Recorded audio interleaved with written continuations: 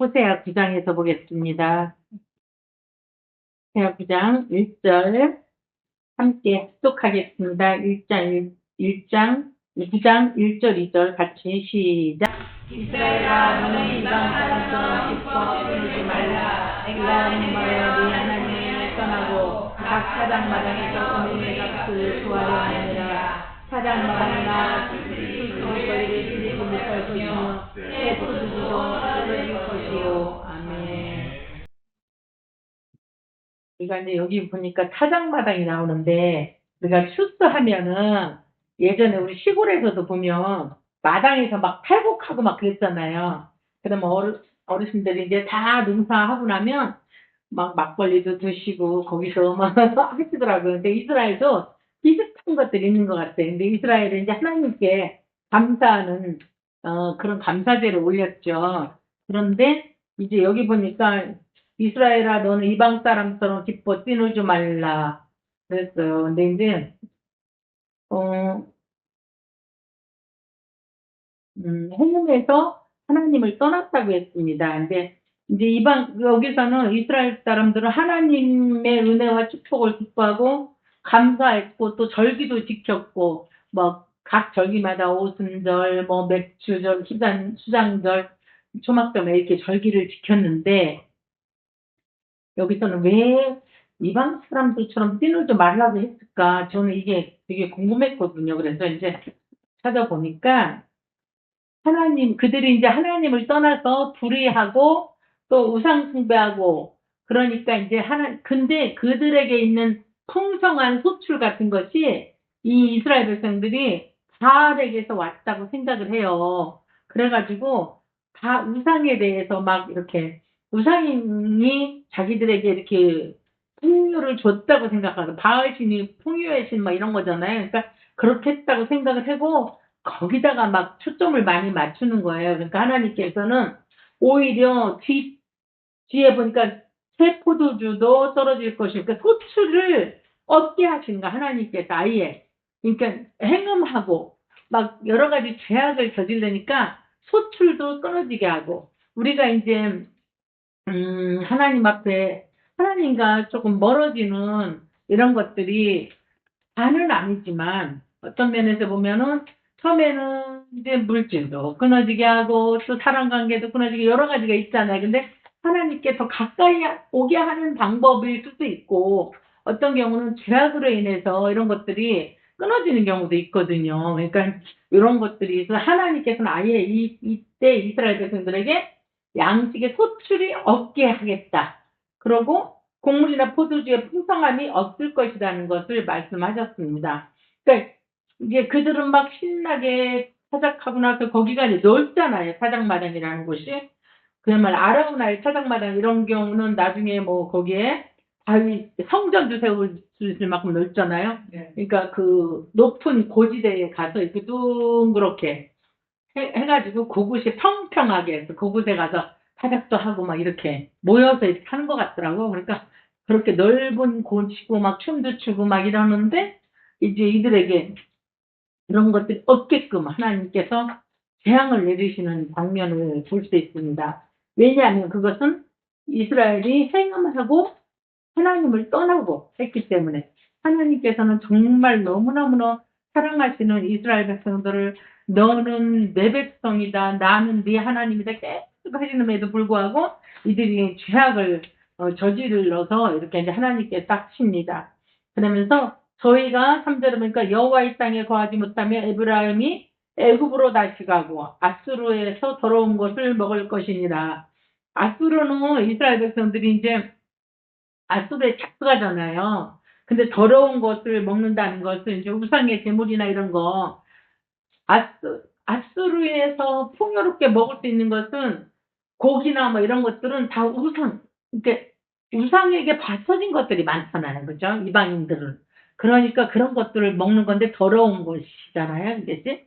그러니까 하나님께서 죄악지 않은 율법에 어긋난 것을 먹을 수밖에 없는 상황을 만들어 버리겠다는 거예요. 그러니까 결국은 이스라엘 백성들이 이들에게 잡혀가고 그야말로 노예로 포로로 이렇게 잡혀가는 그 장면들을 말씀하십니다. 그러면서 에브라임이 애굽으로 다시 가고, 그러니까 애굽에서 사실은 해방이 됐죠. 애굽에서 나와서 가나안으로 왔는데 애굽으로 다시 간다는 것은 그 노예 시절로 그것 가는 것처럼 노예로 잡혀간다는 거예요. 에브라임이 다시 노예로 잡혀간다는 것을 말합니다. 저희가 여호와께 전제를 드리지 못하며 여호와의 기뻐하시는 바도 되지 못할 것이라. 저희의 재물은 거상 입은 자의 식물과 같아서 무릇 그것을 먹는 자는 더러워진 않겠어요. 이제 하나님을 떠나서 우상 숭배했던 이제 이 백성들의 상태를 말하는 건데, 이제 여기서 거상 입은 자의 식물이라는 것은 부정한 거 역시 율법에 어긋나는 것들을 말해요. 그러니까 이제 뭐 소상집이라든가 이렇게 사람이 죽은 자의 집에 들어가는 거, 그곳에 거하는 자, 이런 것처럼 그곳에서 나온 것들, 그릇이나 그 사체를 만지는 거, 이런 걸 못하게 하잖아요. 부정한 것이라고. 근데 그런 것들을, 그런 식물을 먹는 거, 이런 것들을 하나님은 기뻐하시지 않는데 그럴 수밖에 없잖아요. 만약에 그곳으로 노예로 잡혀가거나 식민지가 되면 그곳에 있는 것들을 먹을 수밖에 없잖아요. 그죠? 굶어 죽을 수는 없으니까. 그러니까 이들이 노예로 살 것을 하나님께서 말씀하십니다. 그래서 이들이 이스라엘 백성들의 죄악상을 계속 하나님은 말씀하시고 이 선지자들을 통해서 계속 말씀하시고 하는 것은 깨닫고 돌아오라는 거잖아요. 그렇죠? 근데 그들은 그냥 죄가 더 심하게 그러면서 그야말로 푸른 나무 아래서 죄악을 저지르고 막 그야말로 이런 죄악들을 저지르는 것을 볼 수 있습니다. 그래서 이스라엘 백성들이 이제 오절에는 성전이 없고 희생을 드리거나 절기를 지키지 못하는 상태, 그런 상태가 될 것이라는 거 말해요. 너희가 명절일과 여호와의 절일에 무엇을 하겠느냐? 무엇을 하겠어? 원래는 명절과 절기를 지켜야 되는데 할 수 있는 것이 없다.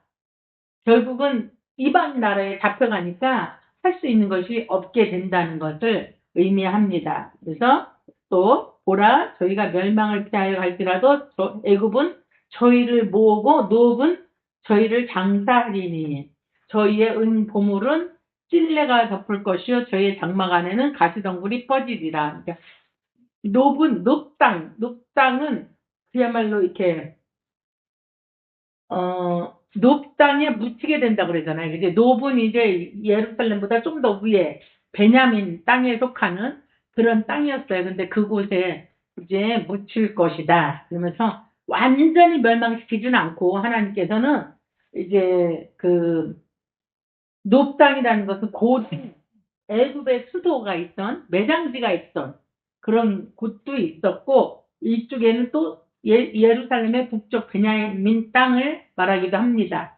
그래서 이렇게 하나님께서는 완전히 멸망시키지는 않는데 포로로 끌려가고 종로로 타지만 완전히 멸망시키지는 않는다.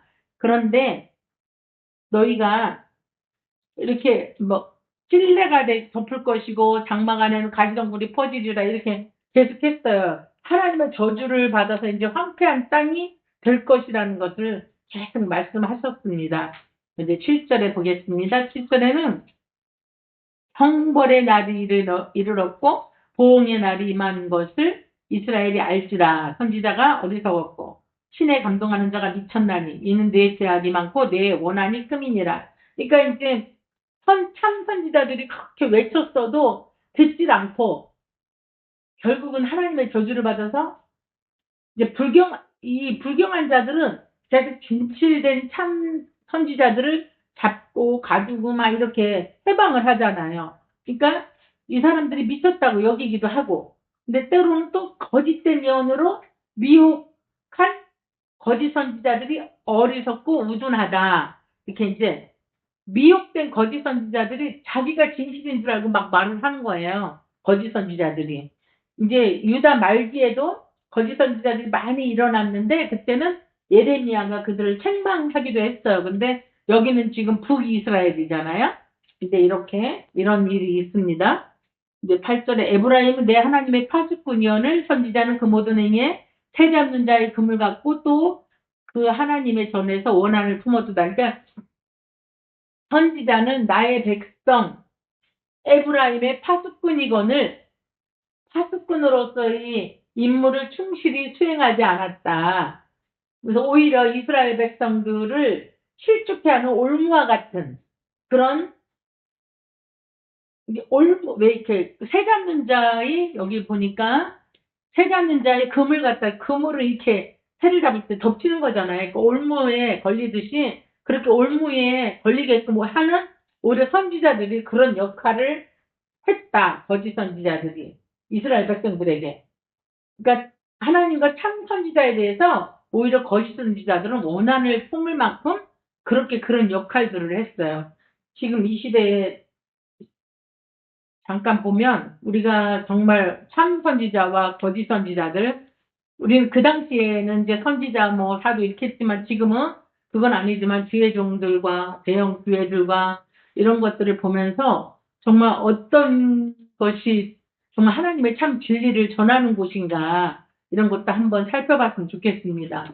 지금 이 나라가 너무나 부패하고 있는데 요즘엔 또 오림교회에서 어떤 장로인가 그분이 대표 기도를 했는데 아주 대단하게 했더라고요. 그러고 여기서 뜨더라고요. 근데 어떻게 했냐면 윤석열이 이제 어 계엄을 해가지고 이 나라를 혼란케 했고 막 그러면서 막 이렇게 해요. 그러니까 난리가 났어요. 또 우파들은 이제 그 사람이 무슨 대표 기도를 그렇게 하냐 그러면서 오른교에 이제 그 김은호 목사님까지 이제 좀 그렇게 좀 왜냐면 그게 다니엘 기도에 대했거든요. 수백만 명이 보잖아요, 그걸. 다니엘 기도에는. 그런데 거기서 했어요. 그래갖고 지금 뜨더라고요, 그거가. 그래서 아주 완전 좌파예요, 그 사람은. 막 기도 내피그들을 그렇게 하더라고요. 정치적인 색깔을 너무 드러내면서 하더라고요, 이 다니엘 기도에서. 우리 같으면은, 우리 교회에서는 이렇게만 우리는 말을 하지만, 그 많은 사람이 보는 대표기도에서는 그런 식으로 정치 색깔을 안 드러낼 수도 있잖아요. 근데 그렇게 아주 노골적이더라고요, 그분은. 그래갖고 한번 나중에 단톡방에 보내드릴게요. 그리고 그런 경우도 있었습니다. 그래서 구절에 보니까 저희가 기부와의 시대와 같이 심히 회개한지라 여호와께서 그 악을 기억하시고 그 죄를 벌하시리라. 기부와 시대 잘 알죠? 뭘까요? 기부와 시대는 그 기부와 땅에 네이 사람이 갔잖아요. 사사기 시대에. 사사기 시대에 보면 사사기서에 보면 기부와 땅으로 갔어요. 네이 사람이 어떤 첩을 싣고 있잖아요. 갔는데 그 땅에 가서 이제 하룻밤 유숙하려고 하니까 이 지파에서도 안 돼, 저 지파에서도 안 돼, 그랬어요. 근데 베냐민 지파 땅에 가서 유숙하게 됐잖아요. 기부와 땅에. 그랬는데 나중에는 이제 막 윤관을 하려고 왔는데 그, 그 사람들이 그 레위 사람은 안 내놓고 그 첩하고 자기 딸, 그 집주인의 딸만 내놨잖아요. 그래서 이제 윤관을 해버렸어, 밤새. 그러니까 자고 일어나니까 그 사람이 문지방에다 이렇게 머리를 대고 엎어져 있는 거예요. 죽은 거잖아요. 밤새 당하고. 그래가지고 이제 이 사람이 그 사람을 싣고 왔어요. 근데 분노가 대단했나 봐요, 불같이. 근데 사실은 그 레위인이 잘못한 거거든요. 레위인이 첩을 얻는다는 게 말이 안 되고, 물론 그 시대에는 이제 레위 사람들이 먹고 살기가 어려웠어요. 지금 그 시대에. 그래가지고 그렇게 이제 막 여기 가서 말씀 전하고 왜 그 누구냐 그 개인의 제사장도 있었잖아요. 그 시대에 사사기에 보면은 그 사람이 이름이 깜빡 생각이 안 나네요. 그러면서 미가 그리고 개인의 제사장을 만들기도 하고 막 이러잖아요. 왜냐하면 그것은 형편이 어려우니까 어느 개인 집에 가서 제사장 하면서 이제 생활 그거를 찾고 하니까 그런 일이 생겼어요. 그런데 이 레위인이 잘못했는데도 불구하고 이제 싣고 와서 그 시체를 싣고 와가고 토막토막 12조각을 내가지고 각 지파에다 보내버렸어. 난리가 아니 억울했겠죠, 물론. 자기의 부인이잖아요, 말하자면 첩이라고 해도. 그런데 그거를 12지파에 다 보낸 거야. 이제 내가 이 베냐민 지파 땅에서 이런 일을 당했어 그러고, 그래가지고 전 이스라엘 지파와 베냐민 지파가 완전히 이제 전쟁이 일어났잖아요. 근데 하나님 앞에서 그 이스라엘 백성들은 자기 형제잖아요. 베냐민 지파가. 근데 자기 형제를 칠까 말까 계속 기도하면서 가지 않을까. 그래 하나님이 또 유다 지파가 먼저 가라 막 이러면 올라가라 하면서도 이들은 울며 불며 또 울어요. 울고 불고 하면서 또 치러 가고 하나님이 또 물어보면 또 치러 가라 그러고 막 이렇게 하잖아요. 자기 형제를 친다는 것이 엄청 힘든 일인데 그렇게 쳐가지고 전쟁이 일어났어요. 이렇게 심한 일들이 생겼습니다. 그러니까 여기서도 보면 기브와의 시대와 같이 심히 패괴한지라. 그러니까 기브와의 시대가 이제 이렇게 레위 지파가 타락하고 막 이렇게 이런 일들이 생기고 막 토막토막 내서 살인 사건이 생기고 완전히 베냐민 지파가 없어질 만큼 됐잖아요. 나중에는 이제 없어질 정도 되니까 또 이스라엘 백성들이 여자들을 줘가지고 또 다시 그 지파를 살려내잖아요. 자기네 형제 지파니까 그런 일들이 있어요. 이렇게 어려운 일들을 당합니다. 그래서 기브아의 시대와 같이 심히 폐기한지라 그랬어요. 여호와께서 그 악을 기억하시고 그 죄를 벌하시리라. 하나님께서는 정말로 이 시대에도 기브아의 시대에 그 폐역한 시대처럼 지금은 그런 거는 없는지 한번 우리가 돌아봤으면 좋겠습니다. 지금 이 시대에는 정말 깨끗할까? 어떻게 보면 지금도 소돔과 고모라처럼 이렇게 이제 우리나라에서는 아직 동성애가 법적으로 아직 통과가 안 됐잖아요. 계속 막고 해가지고. 그런데 이제 통과가 되면은 정말 위험한 때가 오는데도, 그 예수 믿는 사람들도 자기네 당에서 이런 일이 있으면 막 통과시키려고 하는 게 있어요. 그런데 이제 얼마 전에 또 홍석천 씨가 이재명 대통령을 만나가지고 자기는 동성애는 이렇게 동성애자잖아요. 그런데 자기는 사업가잖아. 그러니까 이렇게 사업하는데 아니 왜 열심히 사업하는 사람들의 빚을 상감해 줘야 되는데 그냥 빚만 있는 사람도 있지 일하지 않고 그런 사람들을 다 상감해 준다고 하니까 이분이 좀 따지더라고요. 그리고 맨 마지막에 이재명 앞에서 제가 생명은 괜찮겠죠? 이렇게 말했어요. 이재명 주위에 하도 죽으려가는 사람이 많으니까 홍석천 씨가 그런 말을 하더라고요. 완전 이재명 제 목숨은 괜찮겠죠? 이렇게 했어요. 그러니까 조금 무서운 말을 했는데 공개적으로 하니까 죽이진 않겠지만 얼마나 괘씸했겠어요. 그 연예인이잖아. 그 사람은 막 공인되고 그런 사람인데. 그런데 이제 지금은 소돔 때와 같이 막 이제 동성애가 창궐하고 우리나라만 지금 그런 쪽으로 안 된 것 같아요. 근데 지금 우리나라에 살인 사건도 너무 많이 일어나고요. 저쪽에서 중국에서 넘어와가지고 그 요즘에 어디죠? 캄보디아가 난리잖아요. 근데 우리나라도 막 무비자 입국을 시켰잖아요. 최근에. 그러면서 진짜 어렵게 생겼어요. 대낮에도 어떤 애는 납치가 되는데 막았어요. 사람들이. 막아줬어요. 많은 사람들이 있는데서도 납치를 해요, 요새. 그래갖고 학교에도 그런 게 떴나 봐요. 그 학부모들한테 아이들 조심시키라고. 그런 것들이 떴나 보더라고요. 근데 요즘에는 왜냐면 장기 때문에 그래요, 장기. 장기 매매 때문에. 지난번에 시진핑하고 그 푸틴하고 만나가지고 자기네는 한 150살까지도 살 수 있겠다. 생명 연장을. 왜냐면 장기를 이식하면 이런 식으로 말했거든요. 아니 대통령들이 그렇게 공식적인 입술로 그렇게 말해버리니까 지금 세상이 막 혈안이 돼 있어요. 장기가 우리나라 너무 장기, 마약 이런 것들이 너무 심하게 돼 있고요. 너무 어려운 때를 만났습니다. 지금 이제 정성애뿐이 아니고 지금 너무나 이 세상이 너무 빨리 돌아가는 것 같아요. 그죠? 그래서 주님이 빨리 오시려고 이제 우리 목사님 매번 이제 우리가 몇 년 있다가 한번 보자고 그랬잖아요. 그죠? 우리가 이제 한번 기다려보고 하나님께서 어떻게 하실지.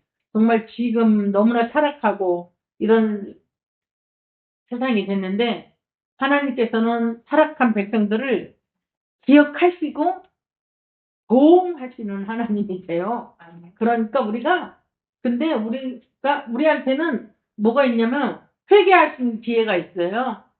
우리 자신들의 죄악도 그렇고 그렇다고 우리가 도덕적으로 큰 죄악을 지은 건 아니지만 우리가 자녀나 우리 이웃을 위해서도 기도해야 되고 또 자녀들이 정말 죄악 가운데 무리들 가운데 끼지 않도록 그 자녀가 아니래도 어떤 무리들 가운데 있다 보면 묻을 수가 있잖아요. 그 자녀들 생명 따기로 하나님께서 꼭 보호하시고 싸달라고 이렇게 꼭 기도하시고 정말 하나님께서 그 자녀들이 이 어려운 세상을 이겨나가고 하나님 앞에서 승리할 수 있는 자녀들이 되게 해달라고 이렇게 했으면 좋겠습니다. 그리고 우리도 지금 하나님 앞에서 우상을 섬기는 죄악이 아니래도 그 도덕적인 죄악을 가볍게 여기는 것도 있을 수도 있고 자극만한 거라도 하나님 편에서 보면 작은 거나 큰 거나 똑같은 죄예요. 그죠? 똑같은 죄잖아. 이렇게 만약에 예를 들어 하늘 위에서 본다. 우리 머리를 본다 그러면 흰머리나 검은 머리나 다 똑같이 머리통들이잖아요. 이게 같은 조건에 보일 수 있어요. 그러니까 조금 크기 차이가 있겠죠. 우리 관점에서 보면. 근데 하나님 편에서 보면 서로 하나만큼의 죄악도 하나님 편에서 보면 정말 우리가 책임져야 될 것들이 있잖아요. 근데 우리는 하나님 앞에 회개할 수 있고 하나님 우리한테 기회를 주셨고 하나님 예수의 피로 우리를 보혈로 사셨기 때문에 우리는 하나님 앞에 회개할 수 있는 기회를 주신 거예요. 그렇죠? 그래서 우리가 그렇게 담대함으로 정말 주님 앞에 그 피를 인하여서 피값으로 주신 것을 인해서 나갈 수 있습니다. 우리가 우리 자녀들과 우리 자신들을 위해서 한번 기도하는 시간을 갖겠습니다. 우리 자녀들이 우리도 죄악의 길에 서지 않도록 그리고 우리 자녀들도 어떤 무리들에게 서지 않도록 그리고 우리에게 털어끝만한 것도 죄의 딱지라도 보이지 않아야 돼요. 죄는 그죠? 딱지라도 보이지 않도록 이게 하나님 앞에 회개하는 시간을 갖겠습니다. 주여 일창하시고 회개하는 시간을 갖겠습니다. 주여 아버지 하나님 우리의 죄악을 주님 용서하여 주시옵시고 이 시대에 정말로 너무나 엄청난 죄악들이 있습니다. 하나님 용서하여 주시옵소서. 우리를 주님 불쌍히 여기시옵시고 하나님 앞에 우리가 정말로 아버지 털끝만큼의 죄악이라도 아버지 하나님